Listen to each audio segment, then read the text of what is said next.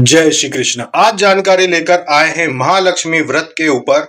16 दिन के महालक्ष्मी व्रत आने वाले हैं। अभी से आप इस बात को समझ लीजिए। बहुत लोगों को महालक्ष्मी व्रत के विषय में पता होगा, जिनको नहीं पता है वो इस वीडियो के माध्यम से पूरी तरीके से समझ जाएंगे कि ये व्रत कितना महत्वपूर्ण होता है। जैसे कि आप सभी लोग जानते हैं कि कई बार आपने सुना होगा कि हाथी पूजा आप लोगों ने कई जगहों पे देखा होगा। अपने घर में अपने माता पिता दादा दादी के समय से आपने देखा होगा कि भाई किसी न किसी महिला को एक मिट्टी का हाथी बनाकर उसका पूजन करते हुए, पकवानों से उस हाथी को श्रृंगार करते हुए, वहां पर बहुत सारी अठवाई बनाई जाती है, बहुत सारे श्रृंगार बनाए जाते हैं और फिर वो हाथी के ऊपर सजाए जाते हैं और माता लक्ष्मी का पूजन होता है, हाथी पूजा। तो ऐसा आपने देखा होगा। तो आज आप परिपक्व हो चुके हैं इस बात को लेकर कि आप समझ सकते हैं कि ये व्रत क्या होते हैं और 16 दिन का व्रत क्या होता है। ये व्रत सिर्फ एक दिन का नहीं होता, हाथी पूजा वाले दिन ये व्रत होते हैं 16 दिन के। तो आज हम उसके ऊपर पूरी जानकारी लेकर आए हैं कि किस प्रकार से व्रत किए जाते हैं। पहली बात, ये व्रत कब शुरू होते हैं, तो देखिए हम आपको पूरी तारीख के साथ बता रहे हैं। इस बार का 2025 का व्रत जो है, कथा के अनुसार जो इसमें विधान दिया होता है, दो कथाएं हैं, एक ही व्रत की दो कथाएं हैं, अलग अलग समय पर ये घटनाएं होती हैं, उसके हिसाब से अलग अलग कथाएं बन जाती हैं। तो एक ही व्रत की दो कथाएं हैं। तो जो पहली कथा है, इसमें महालक्ष्मी व्रत पूजन विधि के अनुसार दिया गया है, जो कि पुस्तक है महालक्ष्मी व्रत कथा पुस्तक में हम बता रहे हैं, जो कि हमारी जो वेबसाइट है उस पर भी उपलब्ध होती है। इसमें दिया गया है कि भादो के शुक्ल पक्ष की अष्टमी से व्रत शुरू होते हैं और क्वार माह की कृष्ण पक्ष की अष्टमी तक ये व्रत चलते हैं, यानी कि 16 दिन। 16 दिन तारीख के हिसाब से नहीं, तिथि के हिसाब से। तो कई बार ये दिन में देखेंगे तो 15 दिन को भी समाप्त हो सकते हैं। तो 16 दिन ये चलेंगे। अगर सही प्रकार से इसका गणित निकाला जाए कि 16 दिन कब से कब शुरू हो रहे हैं इस बार, तो ये शुरू होंगे आपके 30 तारीख से। 30 अगस्त से व्रत शुरू हो जाएंगे। 30 अगस्त से अगर आप 16 दिन का हिसाब से करना चाहते हैं तो 30 अगस्त से शुरू कर लेंगे आप ये व्रत को। तो 30 अगस्त से 16वां दिन क्या है उस दिन, देखिए 30 अगस्त को आपको संतान साते व्रत है। तो संतान साते व्रत है, उस दिन जो संतान साते का व्रत नहीं करते हो वो 30 तारीख से शुरू कर दें। अन्यथा तिथि अनुसार दुर्वाष्टमी राधाष्टमी 31 अगस्त से महालक्ष्मी व्रत शुरू कर सकते हैं, जो लोग तिथि के हिसाब से करना चाहते हैं। और 14 सितंबर यानी कि आपका अष्टमी श्राद्ध जिस दिन आएगा, श्राद्ध पक्ष भी चल रहे होंगे, तो अष्टमी श्राद्ध के दिन 14 सितंबर को आपका गजलक्ष्मी व्रत का जो दिन होता है, उस दिन ही आपके 16 दिन के व्रत समाप्त हो जाएंगे। 14 सितंबर को इसकी पूर्णाहुति हो जाएगी। तो चाहे आप 30 अगस्त को व्रत की शुरुआत करो या फिर 31 अगस्त को शुरुआत करो, पूर्णाहुति 14 सितंबर को ही होगी। तो जिन लोगों के संतान साते व्रत हैं 30 अगस्त को, वो लोग 31 अगस्त से शुरू करना, और जो लोग दिन में 16 दिन गिनना चाहते हैं वो 30 से ही शुरू कर लेना। अब जिनका व्रत है 30 तारीख को, फिर वो 31 से कर लो, कोई समस्या नहीं है। 31 अगस्त पे आप शुरू कर लीजिए। तो हम 30 अगस्त से शुरू करेंगे क्योंकि हम 16 दिन गिन के करेंगे, तो 16 दिन के हिसाब से हम करेंगे। तो हम 30 अगस्त से महालक्ष्मी व्रत की शुरुआत करेंगे। दो लाइनें ऊपर की सुन के आपको हम पढ़ के सुना देते हैं कि इसमें क्या है। इस व्रत के विषय में भविष्योत्तर पुराण में भी लिखा हुआ है। यह माया, प्रकृति, शक्ति आदि नामों से तीनों लोकों में जो महालक्ष्मी देवी हैं, उनको प्रसन्न करने का ये महान व्रत है। 16 बार कुल्ला करके, यानी कि सुबह जब उठते हैं, इसमें कुछ लाइनें सुना देते हैं। 16 बार कुल्ला करके स्नानादि से पवित्र हो तथा स्वच्छ वस्त्र धारण करें। तत्पश्चात कलावे का सूत्र लेकर उसमें 16 गांठ लगाएं तथा चमेली, पुष्पों, धूप आदि सुगंधित पदार्थों के मध्य रखें। सूत्र की 16 गांठों को महालक्ष्मी नमः मंत्र से अभिमंत्रित करें और अपनी कामना की पूर्ति हेतु प्रार्थना करते हुए अपने हाथ में बांधें। स्त्री को बाएं हाथ में तथा पुरुष को दाएं हाथ में सूत्र बांधना चाहिए। इसके पश्चात अपने हाथ में जल लेकर व्रत को करने का संकल्प लें तथा महालक्ष्मी देवी का ध्यान करते हुए प्रार्थना करें कि मैं आपकी सेवा भक्ति में पूरी तरह तत्पर रहकर इस महाव्रत का पालन कर सकूं। इस प्रकार से संकल्प लेकर इसकी शुरुआत होती है। इस व्रत में जैसा कि हमने पहले बताया था कि प्रतिदिन एक एक गांठ लगाना है। रक्षा सूत्र में एक रक्षा सूत्र ले लो आप अच्छा वाला, और उसमें एक अच्छा पतला वाला लेना, ऐसा जो रेशमी आता है ना पतला वाला। ये देखो हमने पिछले साल भी बताया था। इसमें क्या होता है ना कि कभी भी ये टाइट नहीं होता। साधारण कलावा ये होता है कि धुल धुल के जो स्नान करते हो तो वो टाइट होता जाता है, हाथ कसता है, लेकिन ये कभी भी टाइट नहीं होता, ढीला ही रहता है। तो इसमें प्रतिदिन एक एक गांठ लगाकर इसका पूजन भी करना होता है माता लक्ष्मी के साथ। तो 16वें दिन पूर्णाहुति के दिन इसको हाथ में धारण करना होता है। या फिर जो प्रतिदिन पूजन ना करना चाहे धागे की, वो पहले दिन ही 16 गांठ लगाकर और पहले दिन ही संकल्प लेके धारण कर ले और फिर ये व्रत को पूरा कर सकते हैं। 16वें दिन क्वारवदी अष्टमी को सायंकाल स्नान करके सफेद वस्त्र पहने और अत्यंत सुंदर मंडप बनाकर लक्ष्मी जी की सुंदर मूर्ति अष्टदल श्वेत कमल पर दोनों ओर 2 हाथियों की मूर्तियों सहित पधारवाएं। पंचामृत से मूर्ति को स्नान कराएं। इस प्रकार षोडोपचार पूजन द्वारा इनका पूजन करें। इसके बाद महालक्ष्मी देवी का आह्वान करें। अपन आह्वान पहले दिन ही करेंगे क्योंकि अपने घर ये माता 16 दिन स्थापित रहेगी, तो यहाँ पे अंतिम दिन भी आह्वान करते हैं, वो पूजन के पहले एक विधि होती है, अन्यथा पहले दिन ही अपना आह्वान तो हो चुका होता है। इसके अलावा फिर आप उनका चालीसा पढ़ सकते हो, उनकी आरती कर सकते हो, और एक सुपड़ा जो आता है जिससे पहले के समय में अनाज को इस तरीके से साफ किया जाता था, सुपड़ा, उसमें 16-16 की संख्या में पकवान बनाने होते हैं और महालक्ष्मी को अर्पण करना होता है महालक्ष्मी का नाम लेकर। इसके बाद आप चाहें तो हो सके तो 16 कन्याओं को आप कन्या भोजन करवा सकते हैं, या फिर 16 ब्राह्मणों के नाम से, 16 ब्राह्मण ब्राह्मणियों के नाम से ब्राह्मण देवता को आप दान करके आ सकते हैं। तो ये एक जो कथा है उसके अनुसार है, ये चीज बताई गई है। दूसरी कथा जो है वो हाथी पूजा वाली कथा है, उसके हिसाब से भी बताते हैं कि इसमें महर्षि द्वैपायन व्यास जी हस्तिनापुर आए थे।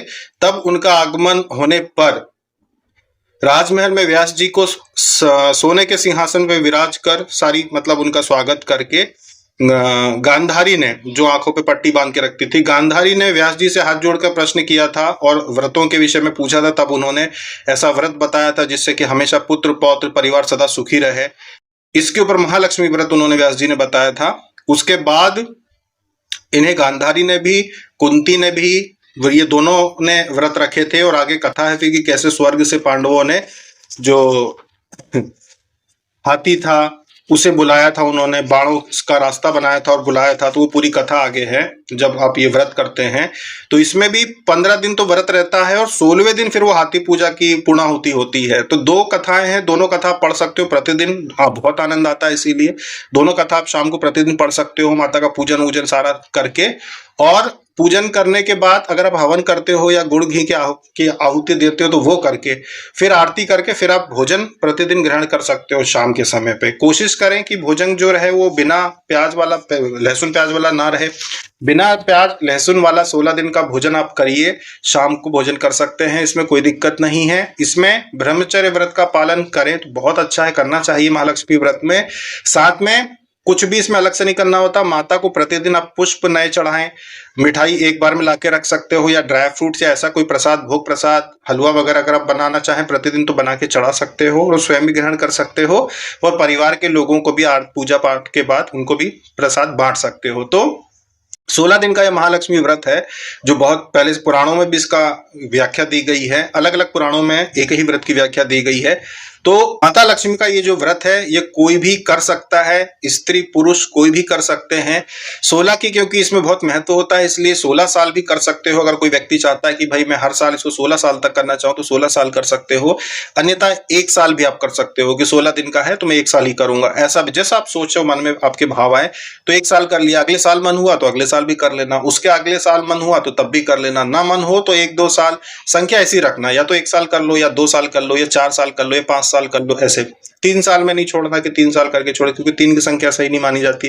तो ये नहीं करना कि 3 साल कर लिया फिर छोड़ दिया, ऐसा नहीं। या तो 1 साल कर लो या 2 साल कर लो या 5 साल का संकल्प ले लो कि मैं 5 साल करूंगा, और 1 साल भी कर सकते हो, ऐसी कोई उसमें समस्या नहीं है। क्योंकि इसमें 16 साल का नियम जरूरी नहीं है आपके लिए, ये श्रद्धा से किया जाता है कि अगर कोई माता लक्ष्मी का 16 साल का करना चाहे तो कर सकते हैं।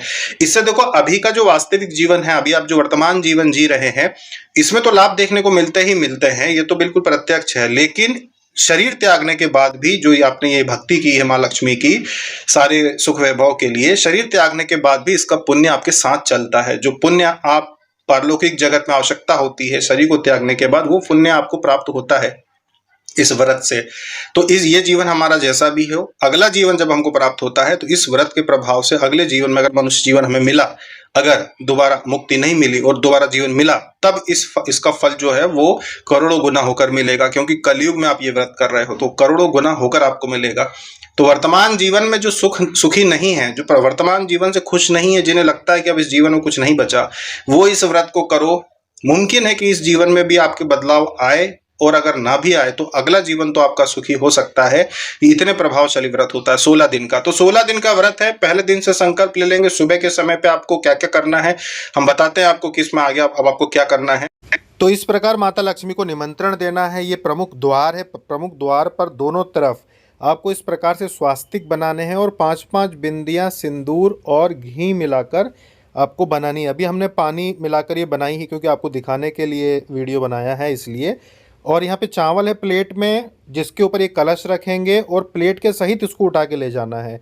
तो ये चावल में थोड़ा सा हमने हल्दी मिलाकर चावल भी डाल दिया है क्योंकि निमंत्रण दे रहे हैं माता लक्ष्मी को। कलश के ऊपर आपको 5 पत्ते आम के रखने हैं, हमने ज़्यादा रख दिए हैं अभी, लेकिन आप 5 पत्ते रखना और बीच में नारियल रखना और कलश के ऊपर आप कलावा बांध देना। इस प्रकार से कलश का पूजन करना है। यहाँ पर आप दिया भी जला के रख सकते हो, दिया दिखाना है। और अभी हम बाहर की तरफ खड़े हैं लेकिन आपको अंदर की तरफ जाके इस कलश का पूजन करना है और उल्टा ही आपको अंदर की तरफ जाना है अपने मंदिर पे जहाँ पे इसको स्थापित करना है। तो ये प्रमुख द्वार पे इस प्रकार से आपको स्वास्तिक बनाना है। ये जो स्वास्तिक हैं इनको आप दीवार पर भी बना सकते हैं, लेकिन 5 बिंदियाँ तो आपको ज़मीन पर ही बनाना है और माता के चरण भी आप बना सकते हो एक तरफ। तो आप लोग घी और सिंदूर मिलाकर ये व्यवस्था करेंगे। उसके बाद इस प्रकार से इस कलश का पूजन करके उल्टा चलते हुए कलश को अपने सर पे रखकर अपने मंदिर तक जाएंगे और माता लक्ष्मी से आह्वान करेंगे कि माता लक्ष्मी आप हमारे घर में स्थापित हो जाइए, हम आपका व्रत कर रहे हैं, हमारे घर में आप स्थायी रूप से निवास करें। इस प्रकार से प्रार्थना करना है। इसी पे हमने फूल भी चढ़ा दिए हैं, आप इस पर और ज़्यादा कुछ नहीं करना है, दिया दिखा सकते हैं और इसको लेकर जाए क्योंकि ये आवाहन है एक प्रकार से उनको अंदर बुलाने का। ये प्रमुख द्वार के दोनों तरफ आप इस प्रकार से स्वास्तिक बना सकते हैं जिससे कि पैर ना रखाए, क्योंकि ज़मीन पे बनाएंगे तो उस पर पैर रखाएगा, इसलिए आप चाहे तो दीवार पे बना सकते हैं। और ज़मीन पे बनाते तो बहुत छोटे छोटे बिल्कुल कॉर्नर में बनाना, तो वो पैर उन पर नहीं रखाएगा। इस प्रकार से आपको स्वागत करना रहेगा जो भी महालक्ष्मी व्रत करेंगे। तो पहले दिन ये चीज़ें करनी है, सिर्फ एक दिन, उसके बाद कुछ नहीं करना है और आपका व्रत शुरू हो जाएगा। तो आपने देखा कि किस प्रकार से माता लक्ष्मी को आपको प्रार्थना करके घर में निवेदन करना है, उनको आपको अपने पूजा के स्थान तक लेके जाना है और कैसे उन्हें स्थान प्रदान करना है। इसके बाद सुबह आपको आरती करना है, पुष्प चढ़ाइए और आरती कीजिए, ड्राई फ्रूट्स और मिश्री हो कुछ भी आप भोग में रख दीजिए। इसके बाद पूरे दिन आप अपने काम पे जाइए, कुछ भी कीजिए, सुबह कथा नहीं पढ़नी है आपको, पूरे दिन अपना काम काज कीजिए। दिन में जिन लोगों को दिक्कत हो भूखे रहने की वो फलाहार ले लीजिए या जूस ले लीजिए। शाम को आपको फिर कथा पढ़नी है, हवन करना है, आरती करनी है और शाम को आप भोजन फिर ग्रहण कर सकते हो। इसमें कोई समस्या नहीं, इसलिए रखना आसान है। बस प्याज लहसुन भोजन में नहीं डालना है, सात्विक भोजन बनना है और उसका उपयोग आप कर सकते हो। वैसे तो विधान एक ये भी है कि जो लोग अगर कर सके तो जो ज्वार बाजरे की रोटी होती है उसी का प्रसाद माता को चढ़ाएं और उसी को खाएं। उसी से बना हुआ जो एक समय जो भोजन करेंगे वो ज्वार की रोटी का ही आप भोजन करें और उसमें भी तामसिक वस्तु नहीं होना चाहिए। सब्जी की जगह चटनी का उपयोग किया जाता है कि जैसे जो भी सब्जियां हैं बिना तेल मसाले के, मतलब मसाला आप थोड़ा बहुत डाल सकते हो लेकिन बिना बघारी हुई और चटनी के जैसे बना बना के उसको खाना रहता है ज्वार के साथ, ऐसा भी आप ले सकते हो संकल्प। चलो मैं इस तरीके से संकल्प पूरी करूंगी। और ऐसी अवस्था में ये भी रहता है कि आटा पहले से पिसा हुआ आप रख लें, जैसे कि जिस दिन ये व्रत शुरू होने वाला उसके पहले ही अपना आटा पीस के रख लें। जैसे ज्वार का आटा है तो आपने पहले से बुलवा के रख लिया घर में, क्योंकि व्रत के दौरान पीसना नहीं है। तो आमतौर पे आप लोग आटा ही लेके आओगे तो वो पीसने वाली तो दिक्कत बची ही नहीं। तो पहले से आटा लेके आ जाओ और फिर आप लोग व्रत करो। ज्वार के आटे से आप जो रोटियां बनाओ और चटनी बनाओ घर में, या भरता बना लो, भरता होता है चटनी होती है, ये सात्विक में हो गए। तो इनको बनाकर फिर ज्वार के आटे के साथ आप उनको ग्रहण कर सकते हो। इस प्रकार से भी 16 दिन का व्रत रख सकते हैं। जितना मतलब ये आप लोगों के ऊपर है कि महालक्ष्मी व्रत को आप कितना ज्यादा कठिनता से रखना चाहते हैं, कितने कठोर नियम आप लेना चाहते हैं, उस हिसाब से आप ले सकते हो व्रत को। साथ में आप महालक्ष्मी से संबंधित कनक धारा स्त्रोत का पाठ कर सकते हो, श्री सूक्त का पाठ कर सकते हो प्रतिदिन। इससे भी आपको लाभ देखने को मिलता है व्रत में, क्योंकि आपको भक्ति तो करना माता की 16 दिन की साधना है। महालक्ष्मी साधना जिन लोगों ने की है उनकी ये महालक्ष्मी साधना ही है एक प्रकार से। तो इस प्रकार से साधना आप कर सकते हो। 16 दिन का ये व्रत है। तो हम भी इस व्रत को करते हैं हर वर्ष, आप लोग भी कीजिए, हमारे साथ शामिल हो जाइए। जो लोग भी महालक्ष्मी व्रत करना चाहते हैं वो हमारे साथ ये व्रत कर सकते हैं, कोई समस्या नहीं है। हमारे साथ कीजिए, आनंद के साथ कीजिए।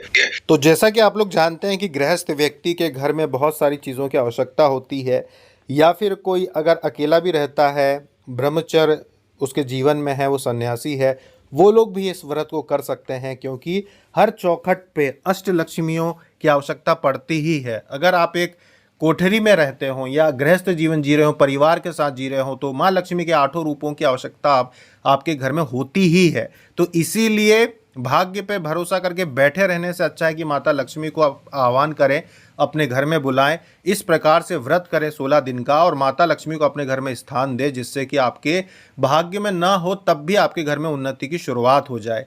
माता लक्ष्मी आपके घर में अन्न से लेकर स्त्री सुख, धन सुख, भवन सुख, वाहन सुख, सभी प्रकार के जो 8 प्रमुख सुख होते हैं उन्हें आपको प्रदान करती हैं। तो इसीलिए महालक्ष्मी व्रत साल में एक बार आता है। ये 16 दिन महालक्ष्मी साधना भी कहलाएगा, महालक्ष्मी के व्रत भी कहलाएगा। तो जो भी साधक साधिकाएं हमारे साथ ये व्रत करना चाहते हैं, 30 अगस्त से इस व्रत की शुरुआत आप हमारे साथ कीजिए और 14 सितंबर को इसकी पूर्णाहुति हो जाएगी, जो आप हमारे साथ करेंगे। पूर्णाहुति के दिन या तो आप कन्या भोजन करवा सकते हैं या फिर ब्राह्मण को भोजन के लिए आप दान देकर आ सकते हैं। सीधे आप मंदिर में जाके, जो भी पास में आपके मंदिर हो, साथ में आप माता को, महालक्ष्मी को साड़ी चढ़ा के आ सकते हैं मंदिर में जाके, और श्रृंगार का सामान, भोग प्रसाद, मिठाई, जो भी आपकी श्रद्धा हो वो किसी भी महालक्ष्मी मंदिर में जो आपके आसपास अगर शहर में उपलब्ध है तो वहाँ जाकर आप दान देकर आ सकते हैं।